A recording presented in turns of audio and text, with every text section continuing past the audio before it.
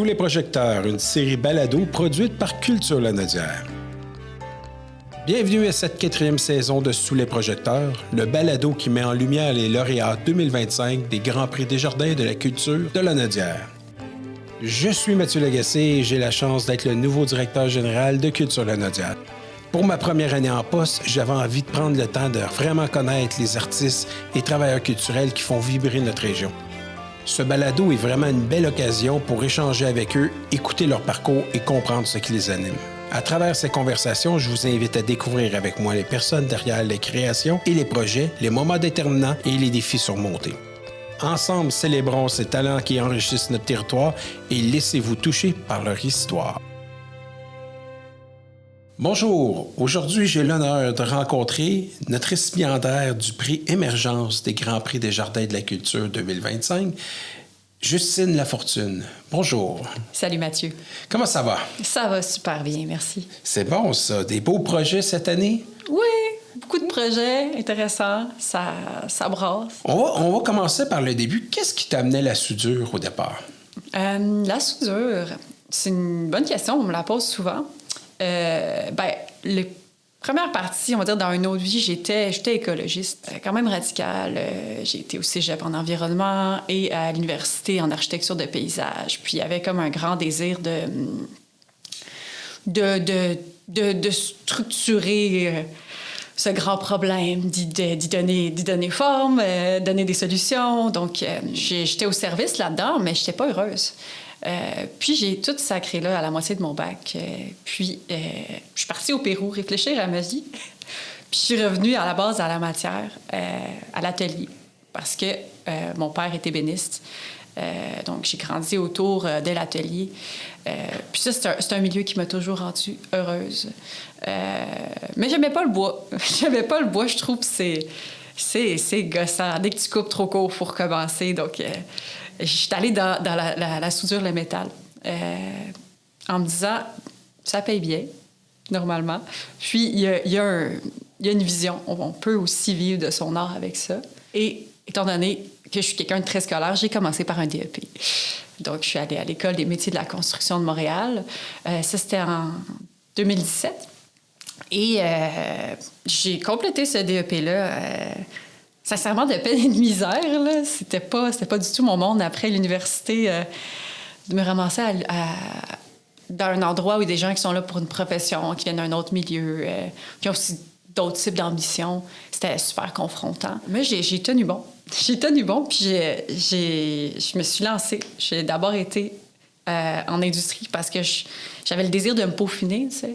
C'est quand même un métier pas évident dans la mesure où, moi, j'estime que ça prend à peu près 3 ans avant que ce que tu penses que tu veux faire, tu arrives réellement à le faire, tu sais, d'équerre, là, tu sais, beau. C'est très, très technique, là, la suture. Puis il y a différentes...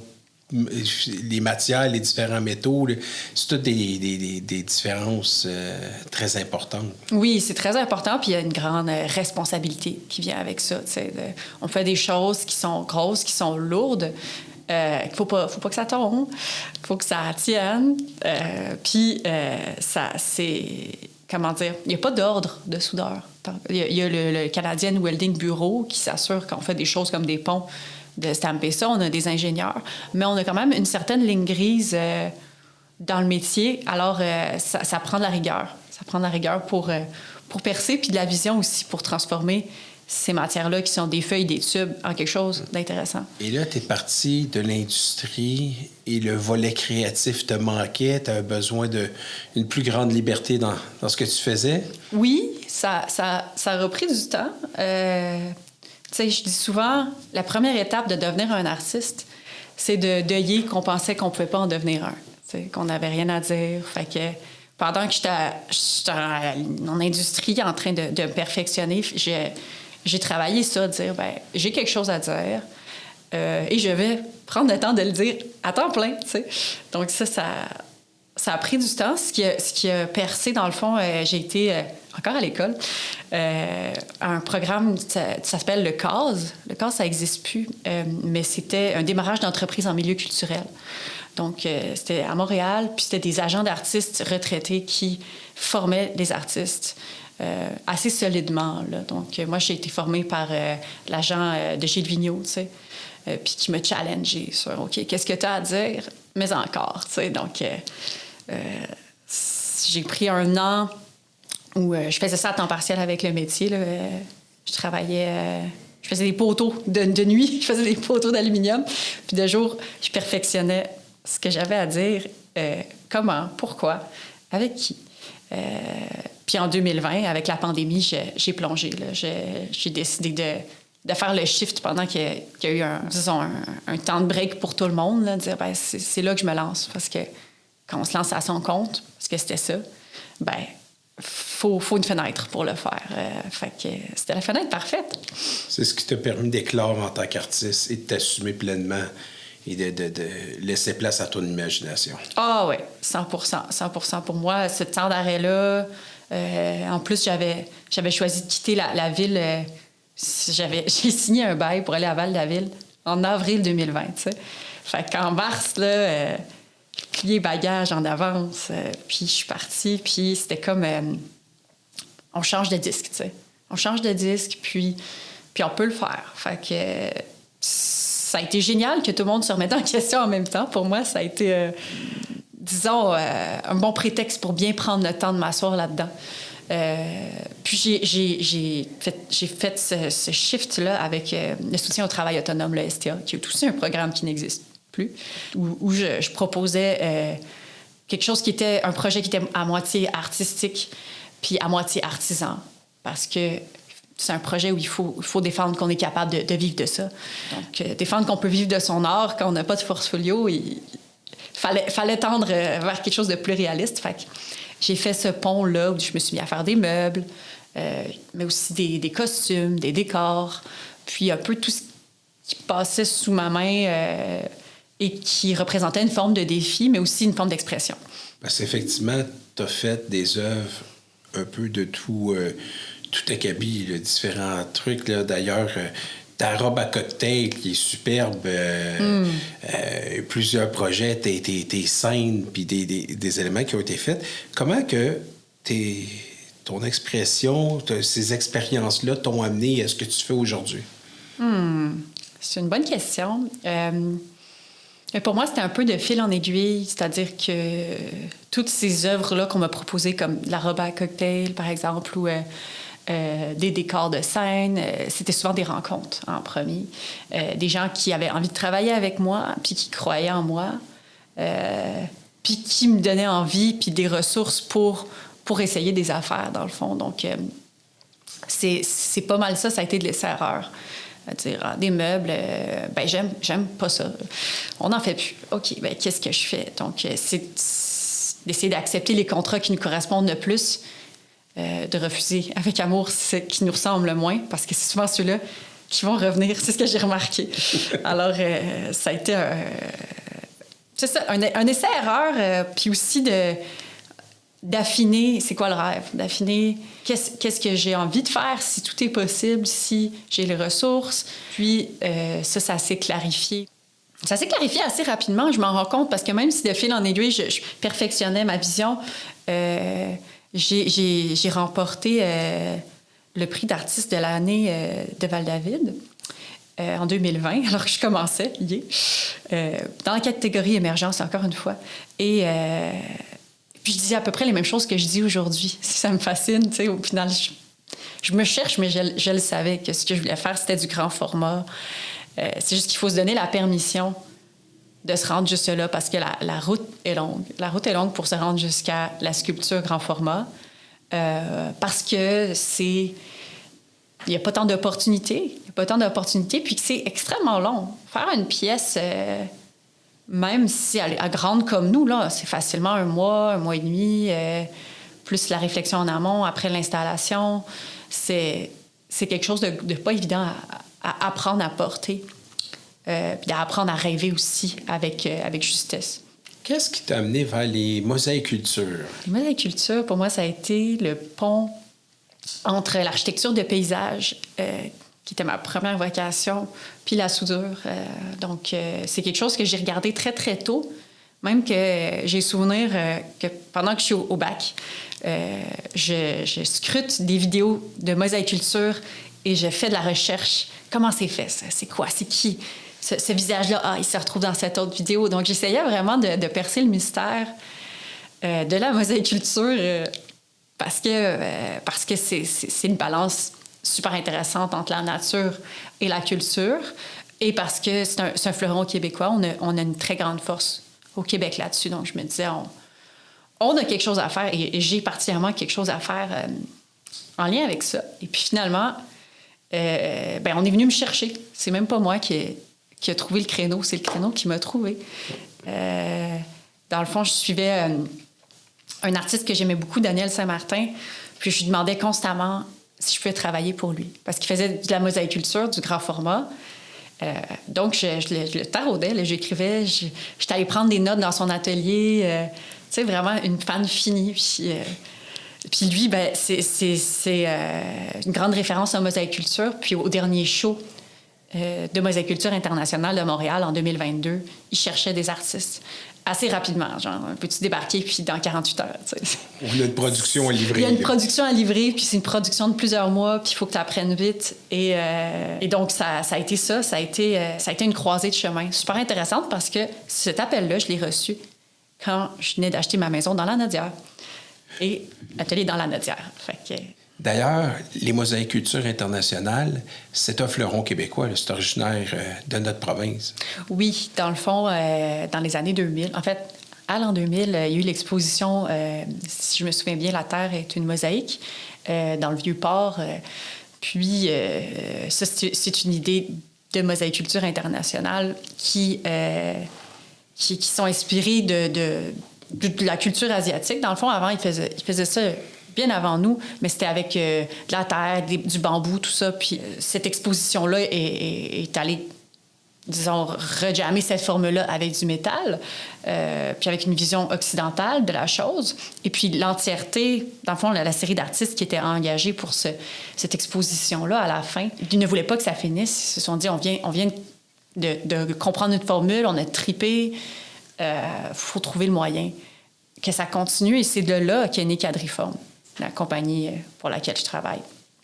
Et ça, c'était un regroupement de soudeurs qui faisaient de la création, qui ont aidé à la collaboration des mosaïcultures, mais qui faisaient d'autres créations aussi de tout genre. Exactement. Puis pour te donner une idée, on parle quand même d'une entreprise d'une dizaine d'artistes. T'imagines? Une dizaine d'artistes qui disaient que nous, on fait une business. C'était quand même un mouvement très fort qui a perduré. Ça a été une vague qui a propulsé quand même beaucoup d'artistes sculpteurs, là. C'est-à-dire que dans le milieu, c'est quand même pas rare que des gens en sculpture disent « Ah oui, j'ai travaillé avec les mosaïcultures ». Ça reste que c'est une manière de vivre de notre art en tant qu'artiste sculpteur. Ouais. Et maintenant, la vague continue. Ouais. Tu es maintenant partenaire chez Quadriforme. On est sur le point là, de signer. C'est-à-dire que présentement, ça va faire 1 an que je suis directrice d'atelier, directrice artistique chez Quadriforme. Puis, je tiens les rênes avec Mathieu Gravel. Même si c'est pas encore signé, étant donné que je suis une personne émotive, puis qu'en tant qu'artiste, je voulais pas me faire piéger dans une compagnie. J'ai demandé à faire comme si. J'ai dit là, je veux décider pareil. Je veux avoir le bureau. Je veux faire comme si, voir si j'aime ça. Pendant 1 an, on va y goûter. Puis si ça marche, si j'aime, ben j'embarquerai. Puis c'est le cas, là. Pour moi, c'est un foutu gros trip, là. Ben, ça a de l'air. En tout cas, tu as de l'air très épanoui dans toute cette aventure-là. Mm. Puis là, on va en venir, on va parler un peu plus personnellement, parce que moi, je t'ai rencontré en 2022, 2023. 2023, oui. Avec le projet de Le Gardien de la rivière, ta grande tortue. Ben oui.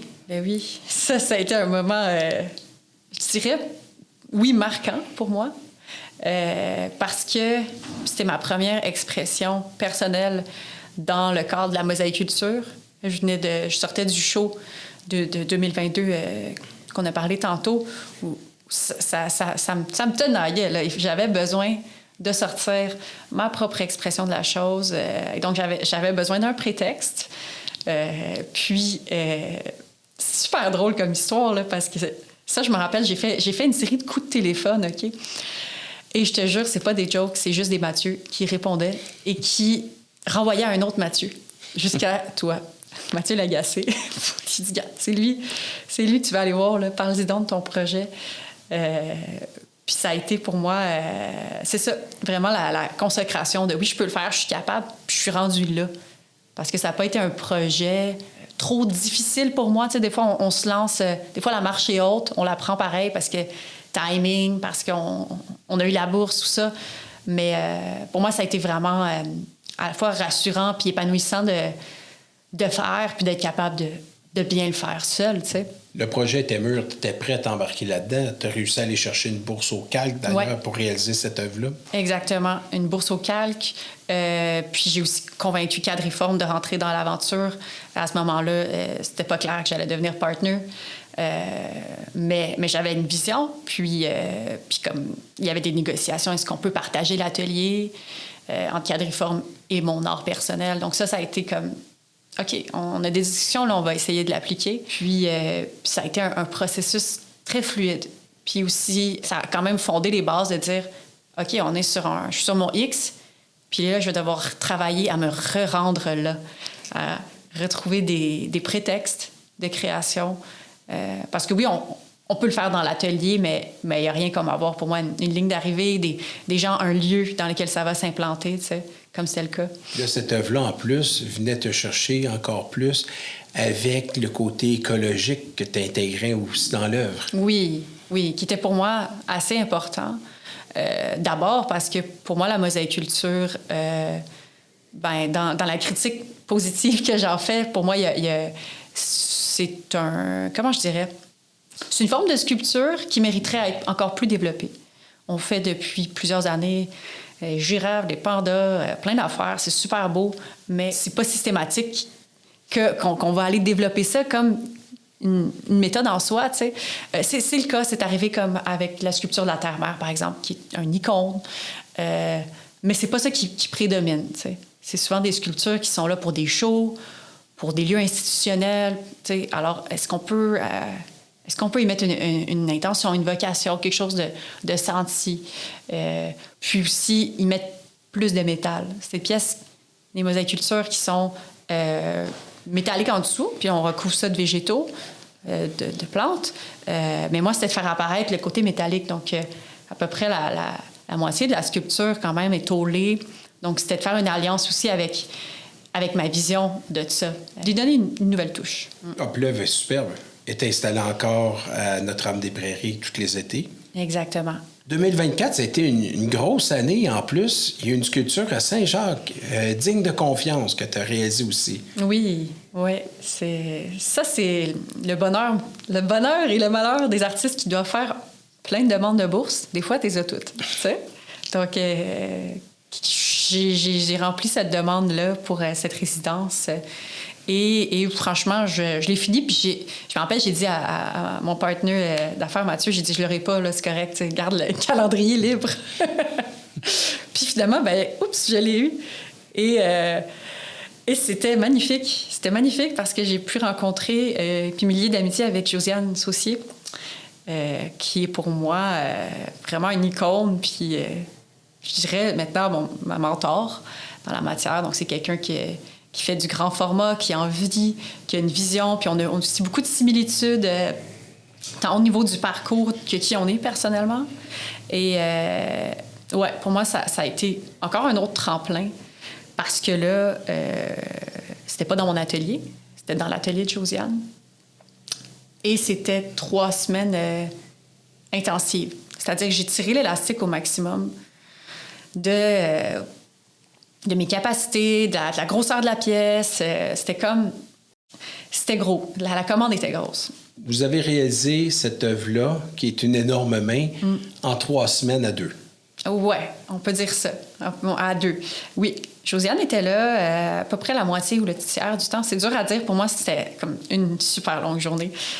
Certes, elle m'a assistée, elle m'a beaucoup épaulée, étant donné que j'habitais sur place, donc les insécurités, qu'est-ce qu'on fait demain, tout ça. Elle m'a nourrie. Donc, il y a eu beaucoup de choses. Et en même temps, ça m'a appris, si j'ai quelqu'un qui m'assiste, comment comment je l'intègre, puis c'est quoi d'intégrer quelqu'un dans cette démarche-là. Quand est-ce que j'ai besoin d'être seule? Quand est-ce que j'ai besoin d'être assistée? Donc, c'était une danse super intéressante. J'ai vraiment beaucoup appris. De Digne de confiance de Josiane aussi. Puis, c'est comme la première grosse œuvre permanente à mon nom qui a sa place permanente. Là, donc, elle est là pour 100 ans. C'est vraiment une pièce qui est très grande et beaucoup de détails, beaucoup de morceaux. Oui. Ah oui, il y a beaucoup de morceaux. Je pense qu'on a compté qu'il y a 300 patchs, là, parce que c'est une main qui est sous forme de patch. Là. C'est pas quelque chose de lisse du tout. Et ça a été une grande aventure de patcher ça. Puis, tu sais, pour être franche, ça a été un peu plus que 3 semaines. Il y a eu des aléas, quelques soirées... parce qu'au final, pour moi, c'est un peu... Ça a toujours été un petit problème. Le dernier 5 % il m'énerve. Il est dur à sortir. Puis quand est-ce qu'on est satisfait? Puis quand est-ce qu'une œuvre est terminée aussi? Hein, c'est-tu quand on est tanné ou quand que ça a l'air que ce qu'on pensait? Ou... Il y a une marge, puis j'étais en train d'apprendre. C'est quoi la fin, tu sais? Il y a toujours un petit détail, il y a toujours un petit quelque chose, on peut toujours peaufiner. Il faut apprendre à laisser aller à un moment donné, puis laisser le vivre aussi. Oui, il faut laisser le vivre, puis aussi, il faut se décoller de... C'est quoi la vision globale, tu sais? Parce que là, moi, j'étais rendue pognée, je me rappelle à la fin, dans ma tête, avec mes soudures, toutes mes soudures. Ah, celle-là, elle est moins belle, si ça. On a eu des enjeux de soudure. Là, j'ai dû finir à la baguette alors que j'étais au MIG. C'est très différent de ce que je fais. Après aussi, la pièce, elle est quand même très lourde. Donc, plus ça va, plus elle était dure à manipuler. Donc, plus elle est dure à manipuler, plus il faut être stratégique. Puis plus aussi, des fois, il faut en laisser aller. De dire, bon, ben ça va être ce que ça va être, tu sais. Ouais, ça a été tout un exercice, à la fois de laisser aller, mais aussi d'être au service de la vision, tu sais. D'être comme, c'est ce qu'on fait, puis on y va jusqu'au bout. Donc, c'était très intéressant. J'ai aussi beaucoup apprécié la confiance de la municipalité, tu sais. C'est-à-dire, ils m'ont choisi, mais ils sont pas venus talonner, voir comment ça va, tout ça. Bien, un peu, certainement, ils sont passés. Mais... C'est ça, je suis habituée, moi, de travailler avec des clients, des gens qui ont vraiment une vision puis qui sont là pour que je concrétise leur vision et la mienne des fois. Mais là, d'avoir vraiment le champ libre, ça a fait du bien. Ça a fait du bien. Un autre élément important de ta démarche, c'est de redonner au suivant. Dans le monde de la soudure, les femmes sont représentées à quoi? 4 % environ? Oui, à peu près. À peu près. Mais toi, t'enseignes, tu veux redonner, puis tu veux attirer les femmes vers ce médium-là. Oui, c'est très important pour moi. Pourquoi? Parce que, on a quelque chose à dire qui est différent, là, sans vouloir rentrer dans un discours qui est genré. Pour moi, ça a été clair dans tout le travail que j'ai fait d'abord en industrie, là, c'est pas pour rien que, par exemple, dans tout ce qui est lavabo, ou en tout cas, il y avait certaines industries spécifiques, c'était des femmes qui demandaient, tu sais. Puis j'ai vu aussi comment ça émancipait les gens, en général, les femmes, mais les gens, là, à apprendre qu'ils peuvent faire quelque chose de leurs mains quand même assez rapidement. Tu sais, si on est bien encadré... en une journée, on peut arriver à faire un cordon de soudure très intéressant et comprendre aussi ce qu'on fait, tu sais. Donc, c'est... Oui, les femmes, puis aussi les humains, tu sais. En général, je suis vraiment sensible au fait qu'il faut plus s'intéresser à comment les choses sont faites, autant avec quelle intention qu'avec quelle matière. Puis pour ça, il faut se mettre les mains dedans. Je continue ça, donc avec mon atelier à Sainte-Julienne. On va réouvrir les cours parce que j'avais fait une petite pause là-dessus, étant donné que j'ai aménagé dans la région, tout ça. Mais à partir de décembre, on va offrir des cours d'initiation à la soudure chez Quadriforme. Puis je tiens à conserver cet aspect-là, qui est quand même un axe vers ouvrir cet atelier aux gens qui conformément ne rentreraient pas dans le moule, tu sais. Parce que c'est quand même un lieu de gars, puis c'est confrontant. Je me rappelle, j'ai énormément d'anecdotes, là, mais ne serait-ce que les mots utilisés dans un atelier. Tu sais, là, t'arrives là, puis c'est tout un jargon qui, pour moi, qui était incompréhensible. Tu sais quoi, je suis pas un shaft, là, c'est quoi qu'on parle? J'avais un petit carnet avec mes mots pour comprendre ce que mes collègues me disaient parce que je comprenais pas, tu sais. Puis me rendre compte qu'au final, il y avait plusieurs mots qui voulaient dire la même chose. Puis que s'il y avait quelque... C'est ça, c'est un silo fermé. C'est un silo fermé, puis il y a beaucoup à apprendre de ça, là. Donc, ça s'ouvre doucement. Puis il y a plein d'autres ateliers extraordinaires qui font ça. Je pense à l'Espace Maker où j'ai été aussi professeur. L'atelier La Coulée aussi à Montréal. Sont des lieux de démocratisation très importants. Puis moi, je pense que ça va grandir. Les gens ont soif à comprendre, à faire, à réparer aussi. Que je suis dans la vague de ça. C'est bon, ça. Alors, c'est quoi les projets pour la prochaine année, les prochaines années? C'est une excellente question. Pour te parler franchement, pour moi, il y avait un petit point de tension avec ça, puis avec venir te voir aujourd'hui, parce que je suis présentement en train de réécrire ma démarche artistique. Puis là, je me dis, mon Dieu, qu'est-ce que je vais leur dire? Qu'est-ce qui se passe? Puis en même temps, je pense que c'est super important de montrer que ça existe, puis que c'est super valide. Où c'est que je m'en vais là-dedans? Pour moi, c'est pas si clair. D'abord parce que j'ai quand même dans une main quadriforme qui prend de la place en tant que directrice artistique. Qu'est-ce que j'ai à dire là-dedans? Que quadriforme a à dire n'est pas la même chose que ce que j'ai à dire en tant qu'artiste personnel, mais on est dans le même atelier. Donc, pour moi, c'est de tracer cette ligne-là. Puis la direction que ça prend présentement, je retourne vers mes bases écologistes, j'avoue. Pourquoi? Parce que je suis tannée de manquer d'espoir, en fait. Je trouve qu'il y a une narrative que le monde s'effondre, une narrative que tout va toujours plus mal aller. C'est extrêmement difficile de continuer à vouloir produire de l'art, faire de l'art, en fait, dans ces conditions-là. Ça me pèse. Puis j'aime pas ça. J'aime pas ça, me dire que, dans le fond, pour moi, il y avait comme un point de tension entre comme cool, je réussis à vivre de mon art dans un système qui détruit la planète. Puis c'était dur. Il y avait un manque de sens. Puis là, je suis en train d'aller retravailler, de dire, ben ce que je veux, en fait, c'est qu'à travers mon art, il y a une invitation à réintégrer le monde. Qu'est-ce que ça veut dire, réintégrer le monde? C'est de dire, ben on arrête d'être les maîtres du monde puis on devient des participants. Fait que ça veut dire ralentir notre vie, ça veut dire s'intéresser à autre chose que ce qui se passe dans notre société, puis de sortir de cette narrative-là de mon Dieu, c'est un système qui va nous engloutir, tout ça. Moi, je veux pas envie de participer à ça, à enchanter la vie des gens, puis que malgré tout, ils continuent à aller au travail le matin, puis qu'on continue à faire les mêmes affaires. Moi, j'ai envie de brasser la cabane, tu sais. Fait que c'est ma question en ce moment qui plane, c'est comment je fais ça? Puis comment on traduit ça dans la matière? T'sais? C'est une chose d'avoir ce discours-là, c'en est une autre de créer des œuvres qui, une fois que je suis absente, vont donner envie aux gens, vont inspirer, vont structurer les pensées. Fait que pour moi, il y a quelque chose là-dedans qui est en train de se cristalliser. J'ai plusieurs bourses dans la mire que je compte remplir pour diriger ça puis donner vie à cette vision-là que j'ai. Mais pour moi, c'est extrêmement clair que ça va dans la quête de sens collectif. On a besoin de réenchanter nos vies. Puis on a besoin d'avoir du fun, tu sais. Puis pour ça, ben moi, il faut que j'aie du fun.